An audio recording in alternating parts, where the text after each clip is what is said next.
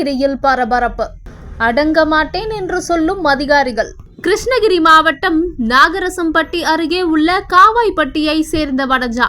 இவருக்கு கடந்த 15 ஆண்டுகளுக்கு முன்பு திருமணம் நடைபெற்ற நிலையில் அதன் பிறகு நீதிமன்றம் மூலம் தற்போது விவாகரத்து பெற்றுள்ளார். இந்த நிலையில் வரதட்சணையாக பெற்ற பணம் நகைகளை கணவரிடமிருந்து திருப்பி கேட்டு நீதிமன்றத்தில் வழக்கு தொடுத்தார் வனஜா.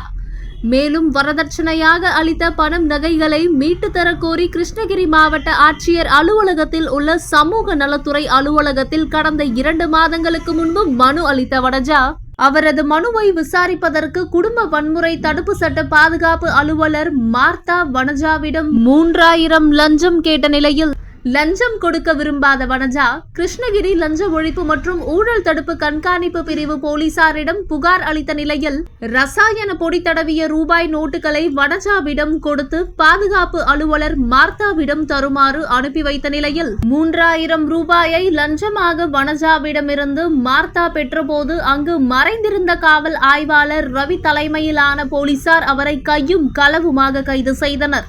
இதனால் அப்பகுதியில் பெரும் பரபரப்பு காணப்படுகிறது. எம் நியூஸ் செய்திகளுக்காக கிருஷ்ணகிரியில் இருந்து துரைசா தங்கபாலு.